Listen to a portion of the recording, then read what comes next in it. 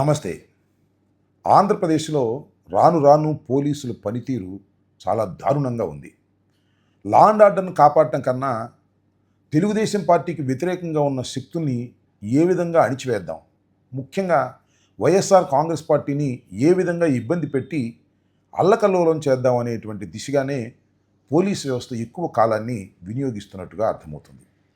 Telugu Desam party అధికారంలోకి వచ్చిన తర్వాత లా అండ్ ఆర్డర్ని సక్రమంగా చూసుకోవలసినటువంటి పోలీస్ శాఖ లా అండ్ ఆర్డర్ని గాలికి వదిలేసి చంద్రబాబు నాయుడు గారి కుమారుడైనటువంటి లోకేష్ గారు రచించినటువంటి ఎర్ర బుక్ని ఏ విధంగా ఇంప్లిమెంట్ చేయాలి, ఎంతమంది మీద కేసులు పెట్టాలి అనేటువంటి ఆలోచనలోనే పనిచేస్తున్నట్టుగా అర్థమవుతుందనేది మీ అందరికి కూడా తెలుస్తున్నటువంటి అంశమే. చాలామంది నాయకుల్ని వైఎస్ఆర్ కాంగ్రెస్ పార్టీలో కీలకంగా ఉన్నటువంటి నాయకుల మీద ఫాల్స్ కేసెస్ పెట్టారు, నెలల తరబడి జైల్లో పెట్టారు. అంతేకాకుండా సోషల్ మీడియా యాక్టివిస్టులు ఎవరైతే ఉన్నారో వాళ్ళ మీద అతి దారుణంగా వ్యవహరించారు. చాలామంది మీద కేసులు పెట్టి బెయిల్ రాకుండా ఉండేందుకు ప్రయత్నం చేయడంతో పాటు కొంతమందిని అయితే దారుణంగా కుట్టినటువంటి సందర్భాలు కూడా ఉన్నాయి. దీని మీద వైఎస్ఆర్ కాంగ్రెస్ పార్టీ నాయకులు హెబియస్ కార్పస్ పిటిషన్లు పడేశారు, హైకోర్టులో బెయిల్స్ పడేశారు. కొన్ని కేసులు అయితే సుప్రీంకోర్టుకు కూడా వెళ్ళి బెయిల్స్ తెచ్చుకుని రిలీఫ్ పొందినటువంటి సందర్భాలు ఉన్నాయి. అయినా సరే ఏదో ఒక విధంగా కేసులు పెట్టి లోపల పెట్టేయాలి, వాళ్ళని అణిచివేయాలనేటువంటి ప్రయత్నం చాలా ముమ్మరంగా సాగుతున్నటువంటి దశ. సరే, పోలీస్ వ్యవస్థ న్యూట్రల్గానే ప్రవర్తిస్తుందని అనుకోవటం పొరపాటైనా దారుణంగా తెలుగుదేశం పార్టీ జేబు సంస్థలాగా వ్యవహరిస్తుందని మాత్రం ఎవరూ అనుకోలేం. కానీ ఇవాళ అదే విధంగా వ్యవహరిస్తున్నటువంటి తీరు కనిపిస్తుంది. ఈ మధ్యకాలంలో మేమందరం కలిసి డీజీపీని కలవడానికి వెళ్తే డీజీపీ గారు మాకు టైం ఇచ్చారు, కానీ కలవకోకుండా తిరిగి పంపించేసి అవమానపరిచారు. దీంతోపాటు లేళ్ల అప్పిరెడ్డి గారు, మొండితోక అరుణ్ ఎమ్మెల్సీలు వారు కూడా ఉన్నారు నాతో పాటు. వారిని కూడా లోపలికి ప్రవేశించనివ్వకోకుండాను కలవకోకుండాను వెళ్ళిపోయారు. కాబట్టి దాని మీద మేము ఆలోచన చేస్తున్నాం. శాసన మండలిలో ఖచ్చితంగా సభా హక్కుల తీర్మానాన్ని పెట్టేటటువంటి ప్రయత్నం, దానితో పాటు గవర్నర్ గారిని కలిసి వారికి పరిస్థితులు విన్నవించేటటువంటి కార్యక్రమాన్ని కూడా చేయాలని వైఎస్ఆర్ కాంగ్రెస్ పార్టీ తలపెట్టింది. సరే, ఇది ఇలా ఉంది. రాజకీయ నాయకుల్ని, సోషల్ మీడియా వర్కర్స్ని వీళ్ళని వేధించే కార్యక్రమాలు చేస్తున్నారు, కేసులు పెడుతున్నారు. దీన్ని పక్కన పెడితే ఒక కొత్త పోకడ తీసుకున్నారు. ఎందుకంటే ఇప్పుడు సోషల్ మీడియా చాలా యాక్టివ్గా ఉంటుంది భారతదేశంలోనూ ఆంధ్ర రాష్ట్రంలోనూ. కొన్ని చోట్ల చిన్న చిన్న ఛానల్స్ యూట్యూబ్లో రైతుల దగ్గరికి వెళ్ళి అడుగుతూ ఉంటారు, ఈ ప్రభుత్వం ఎలా ఉంది, బాగుందా అంటే కొంతమంది బాగుందని చెప్తారు, కొంతమంది బాగులేదని చెప్తారు. ఇలాంటివి మనం యూట్యూబ్లో చాలా చూస్తున్నాం. అదే పద్ధతుల్లో ఒక రైతు దగ్గరికి వెళ్ళి అడిగారు. రైతు వ్యంగ్యంగా ఏం మాట్లాడాడో చూడండి. ఏం చేస్తుంటారు? వ్యవసాయ పని. ఎలా ఉందండి మరి? చంద్రబాబు గారు వచ్చే నెలలో అవుతుంది కదా, ఎలా సాగిస్తున్నారు? ఇప్పుడు మొత్తం ఆయన జరుపుతున్నాడు. మిరగాయలకు రేట్లు ఉన్నాయి, మామూలుగా లేదు. అబ్బో, అసలు ఈ ఏడు సస్తారు రైతులు. రైతు భరోసా సంగతి ఏంటంటారు? అబ్బో, రైతు భరోసా నెల నెలకు వదులుతున్నాడు. నెల నెలకి జగన్ గారు ఇచ్చిన సంవత్సరానికి నెల నెలకి కాదు, నెల నెలకి ఈయన వదిలింది తక్కువ. అయ్యో, అసలు చంద్రబాబు ఎందుకు గెలుస్తాడు? ఏదో మాయ చేశారు కానీ ఎందుకు గెలుస్తాడు? ఇది ఆ రైతు వ్యంగ్యంగా మాట్లాడినటువంటి మాటలు. అంటే వ్యంగ్య ధోరణితో బాధపడుతూ మాట్లాడినటువంటి అంశం అది. మరొక రైతు మాట్లాడాడు, చాలా ఆవేదనతో మాట్లాడాడు. మేము చెప్పాల్సి వస్తే చాలా విషయాలు చెప్పాల్సి ఉంటుంది, కానీ ఆవేశంలో చెప్పేస్తున్నాం అనేటువంటి పద్ధతుల్లో ఆయన మాట్లాడినటువంటి మాటలు ఏంటంటే, వాళ్ళకు ఒక అమ్మాయి ఉంది, ఆ అమ్మాయికి ఫీజు రియంబర్స్మెంట్ రావడం లేదు, అదేవిధంగా రైతు భరోసా రావడం లేదు. ప్రతి సంవత్సరము వడ్లని కళ్ళంలో 2200 రూపాయలకు అమ్ముకునేటువంటి పరిస్థితి నుంచి ఇవాళ 1200 రూపాయలకి 1300 రూపాయలకు అమ్ముకోవాల్సినటువంటి దీన పరిస్థితి ఏర్పడింది అన్నాడు. దానితో పాటు మిర్చి చాలా దారుణంగా ఉందనేది అందరికీ తెలిసినటువంటి సత్యమే. 22,000కు పూర్వం అమ్ముకున్నారు, ఇవాళ 10,000కు కొనే నాదుడు అనేటువంటి పరిస్థితి ఏర్పడింది అనేటువంటి భావన వ్యక్తం చేశాడు. ప్రతి 9,000కి అమ్మగారు పూర్వం, ఇవాళ 4,000కి. వ్యవసాయ ధరలన్నీ కూడా క్షీణించిపోయాయి. ఎందుకని అసలు మరి ఇప్పుడు నాకు రైతు భరోసా పడాల్సింది, రైతు భరోసా లేదు. మా అమ్మాయి కాలేజీ పోవాల్సింది, కాలేజీ ఫీజు లేదు. ఇది ఇంట్లోనే ఉంది. పోయిన సంవత్సరం 2,200కి ధాన్యం కళ్ళాల్లో మూస్తే 1,300కు అమ్మావిడి. రైతులు మేము సాగుకు ఏం చేయాలి? 22 ఏళ్ళ కళ్ళాల్లో మిరపకాయలు అమ్మితే 10 ఏళ్ళు ఇవ్వాలి. అవి కళ్ళాల్లో ఉన్నాయి, చూపిస్తావా? 8-9 ఏళ్ళకి పత్తి అమ్మితే 4 ఏళ్ళకి అడిగా నా కొడుకు లేడు. రైతు దగ్గర ఉన్నటువంటి పంటని కొనేటటువంటి పరిస్థితుల్లో ప్రభుత్వాలు లేకపోవటం వల్ల తీవ్రంగా మాకు నష్టం జరుగుతుందనేటువంటి ఆవేదనతో పల్లెటూరు భాషలో కొన్ని బూతులు కూడా మాట్లాడాడు, అది వేరే అంశం. ఆ ఆవేదనలో మాట్లాడినటువంటి మాటలు తర్వాత ఆయనే మరొక మాట కూడా మాట్లాడాడు. ఇవన్నీ మేము చెప్తే తీసుకెళ్ళి పోలీసులు మమ్మల్ని ఇష్టం వచ్చి బాగుతారు అన్నాడు. అది కూడా చూడండి.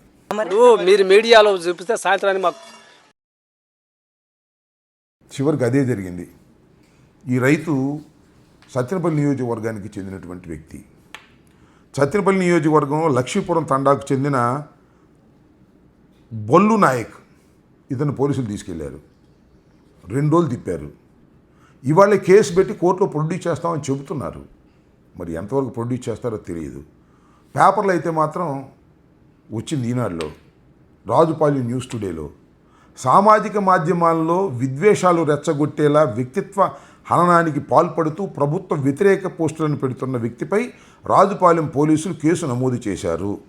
లక్ష్మీపురం తండాకు చెందిన దానావత్ బుల్లా నాయక్ కొంతమంది వ్యక్తులు అధికార పార్టీని ఉద్దేశించి వ్యతిరేక పోస్టులు పెట్టడంతో గ్రామస్తులు సోమవారం ఫిర్యాదు అందించారు. అసలు ఫిర్యాదు ఏమి గ్రామస్తులు చేయలే. దీంతో బుల్లా నాయక్పై కేసు నమోదు చేసి ఎస్ఐ వేణుగోపాల్ దర్యాప్తు చేస్తున్నాడు. ఎవరో ఫోన్ చేశారు, ఇట వీడియోలో మాట్లాడిన ప్రభుత్వ వ్యతిరేకత ఎవరైనా మాట్లాడితే వారి మీద కేసులు పెట్టి అణిచివేసి ప్రభుత్వ వ్యతిరేకతను బయటికి కనపడుకోకుండా ఉండేందుకు ప్రయత్నం చేస్తున్నారు. ఎవరు? తెలుగుదేశం వారు చేస్తే పర్లా, పోలీసులు చేస్తున్నారు. ఈ వేణుగోపాల్ అనే ఆయనతో కూడా నేను మాట్లాడా. అయ్యా, అవసరమైతే కేసు పెట్టి మీరు కోర్టులో ప్రొడ్యూస్ చేయమంటే మామూలు కేసు బెటరు. బెయిల్ రాకోకుండా 4 రోజులు వారం రోజులు లోపల ఉండే విధంగా ఈ చిన్న విషయానికి కేసు పెట్టి ఒక రైతుని, అది కూడా ఒక నాయక్ని, అంటే ఎస్టీకి చెందినటువంటి ఒక రైతుని ఇబ్బంది పెట్టేటటువంటి కార్యక్రమం చేస్తున్నాను. నేను అడుగుతా ఉన్నాను, ఈ నాయక్ ఇలా మాట్లాడని కేసు పెడుతున్నారు. మొన్నే కదా చింతమనేని బ్రహ్మాండంగా మాట్లాడాడు, పచ్చి బూతులు తిట్టాడు. మరి దాని మీద ఏమైనా కేసు పెట్టారా? రాజకీయ నాయకులు ఏమైనా ఎగ్జంప్షన్ ఉందా? ఇలాంటి సామాన్య రైతులు మాత్రం మాట్లాడకూడదా? సామాన్య రైతులు ఇవాళ ఎక్కడ మీరు రచ్చబండ దగ్గర కూర్చుంటే పచ్చి బూతులు తిడుతున్నారు. ఒక్క ఉత్పత్తికి కూడా, రైతు ఉత్పత్తులకు ఒక్కదానికి కూడా ఇవాళ రేటు లేనటువంటి దయనీయమైన పరిస్థితుల్లో రైతు ఆవేదన చెందుతున్నాడు. ఒక దశలో ఇదే రైతు ఒక మాట అన్నాడు. ఏమన్నాడంటే, సరే పథకాలు రాకపోని ఏమో రేటన్నా బాగుంటే బాగుండు కదా, అది కూడా లేదు అనేటువంటి మాట మాట్లాడంటే ఎంత ఆవేదన రైతులు చెందుతున్నారో అర్థం చేసుకోవాల్సినటువంటి అవసరం ఉందని మనవి చేస్తున్నా. నువ్వు పథకాలు ఇవ్వకపోయినా మనం మా పండించిన పంటకు రేటేదన్నా. నేను ఇక్కడ చాలా వివరంగా చెప్పాలనుకుంటున్నటువంటి అంశం ఏమిటంటే, ఎవరైనా ప్రభుత్వ వ్యతిరేకత గురించి ఎక్కడైనా సామాన్య రైతాంగం మాట్లాడుకుంటున్నా, సామాన్య కూలి నాలి జనం మాట్లాడుకుంటున్నా కూడా సహించలేని దశకి ఈ ప్రభుత్వం వెళ్ళింది. సహించలేకపోతే కౌంటర్ ఇవ్వచ్చు, కానీ కౌంటర్ ఇవ్వటం కాదు, డైరెక్ట్గా పోలీసుల్ని ఉపయోగించి అణిచివేయాలని ప్రయత్నం చేయటం చాలా దారుణమైనటువంటి అంశం. ఈ విషయాన్ని కూడా కోర్టులో అనేక సార్లు చర్చించడం కూడా జరిగిందని మనం చేస్తున్నాం. కోర్టు ఇచ్చిన ఆదేశాలను కూడా, న్యాయస్థానం ఇచ్చినటువంటి ఆదేశాలను కూడా కొన్ని సందర్భాలలో పోలీసులు పట్టించుకోవటం లేదు అనే దాని మీద కొంత కోపాన్ని హైకోర్టు ప్రదర్శించినటువంటి అంశం ఈ మధ్యకాలంలోనే మనం చూసాం. అవసరమైతే కోర్టుకు డీజీపీని పిలిపిస్తామనేటువంటి వార్నింగ్ కూడా ఇచ్చినా కూడా మరి డీజీపీ గారు పోలీసు వ్యవస్థ సరిచేసుకోలేని పరిస్థితిలో ఉన్నారు. ఇది చాలా దురదృష్టకరమైనటువంటి పరిణామం. రాష్ట్రంలో లా అండ్ ఆర్డర్ పూర్తిగా దెబ్బతినిపోయేటటువంటి పరిస్థితికి పోలీసులే దోహదం చేస్తున్నారు అనేటువంటి భావన కలుగుతూ ఉన్నది. కాబట్టి నేను చెప్పదలుచుకున్నది ఏమిటంటే, మళ్ళా కోర్టు వారు నిన్న కూడా పోలీసు వారిని హెచ్చరించారు. ఎక్కడైతే పోలీస్ స్టేషన్ ప్రాంగణాలలో సీసీ కెమెరాలు ఉంటాయి, ఎవరినైనా అన్యాయంగా అక్రమంగా తీసుకువెళ్తే, ఇప్పుడు ఫర్ ఎగ్జాంపుల్ ఈ నాయక్ని మొన్న తీసుకెళ్లారు, నిన్న తీసుకెళ్లారు, ఇవాళ కూడా రమ్మంటున్నారు. ఇలా పదే తిప్పుతున్నటువంటి దృశ్యాలు ఆ సీసీ కెమెరాల్లో నిక్షిప్తమై ఉంటాయి. నిక్షిప్తమై ఉన్నప్పుడు ఎప్పుడైతే కోర్టు వారు ఆ సీసీ కెమెరాలు మొత్తాన్ని, దానిలో ఉన్న ఫుటేజ్ని ప్రొడ్యూస్ చేయమంటారో అప్పుడు పోలీసులు చేసేటటువంటి నేరాలు, అక్రమంగా చేసేటటువంటి పాపాలు బయటకు వస్తాయనేది వారి ఉద్దేశం. అందువల్లనే ఇవాళ హైకోర్టు కూడా ఒక మాట చెప్పింది.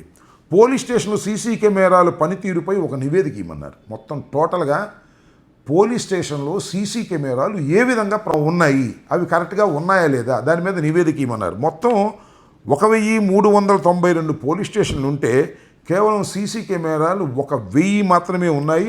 సుమారుగా 390 అంటే సుమారుగా 400 సీసీ కెమెరాలు పోలీస్ స్టేషన్లో లేవు. అంటే 400 పోలీస్ స్టేషన్లో సీసీ కెమెరాలు లేవు. అవి కూడా వెంటనే పెట్టండి అంటున్నారు. కారణం ఏంటంటే ఇలాంటి పిచ్చి పిచ్చి వ్యవహారాలు ఏదో లోకేష్ బాబు చెబితే ఎవరినో తీసుకువెళ్ళి నిర్బంధించేటటువంటి కార్యక్రమాలను నివారించడం కోసం కోర్టు వారు ఈ విధమైనటువంటి ఆదేశాలు ఇస్తున్నారంటే పోలీస్ వ్యవస్థ సిగ్గుపడవలసినటువంటి అవసరం ఉంటుందని కూడా నేను మనవి చేస్తున్నాను. కాబట్టి నేను చెప్పదలుచుకున్నది ఏమిటంటే పోలీసు వారు తెలుగుదేశం పార్టీ చెప్పిన మాటలు కొన్ని సందర్భాల్లో వినవచ్చు, ఎందుకంటే వారు అధికారంలో ఉన్నారు కాబట్టి. కానీ మొత్తం ఒక జేబు సంస్థలాగానో, లేకపోతే వారిని కొమ్ముగాసే సంస్థలాగానో, లేకపోతే తెలుగుదేశం పార్టీకి ఒక రవిడీ వింగులాగానో వ్యవహరించడం అనేది చాలా తప్పు. ఎవరి మీద పెడితే వాళ్ళ మీద కేసు పెట్టేయటం, ఫాల్స్ కేసు పెట్టేయటం, లోపలికి తీసుకురావటం, ఇష్టమైతే కొట్టడం, లేకపోతే కోర్టులో ప్రొడ్యూస్ చేయటం, బెయిల్ రాకోకుండా నివారించేటటువంటి కార్యక్రమాలు చేయటం అనేది సమంజసమైనది కాదు.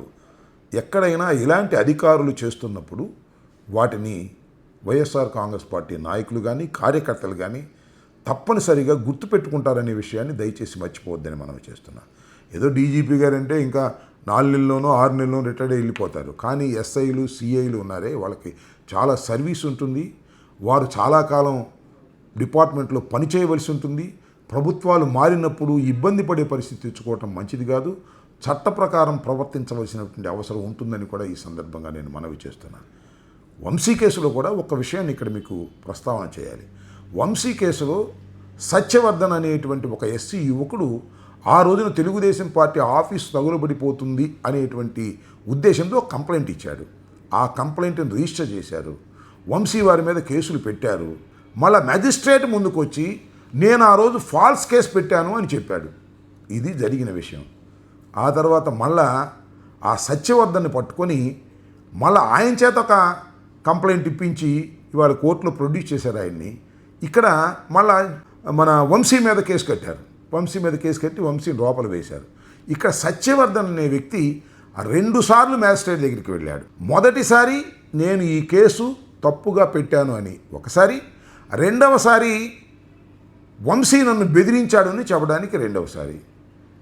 ఎవరిని బెదిరించారు, ఏమిటి బెదిరించారు? మొట్టమొదటి అసలు వంశీ బెదిరించేటటువంటి అవకాశం ఉందా? వంశీ ఏమన్నా పవర్లో ఉన్నాడా? లేదు కదా. కానీ వాలంటీర్గా వంశీ తరపున వెళ్ళి చెప్పాడు. ఇప్పుడేమో బలవంతంగా పోలీసులు బెదిరించి తీసుకువెళ్ళి చెప్పారనేది నా ఉద్దేశం.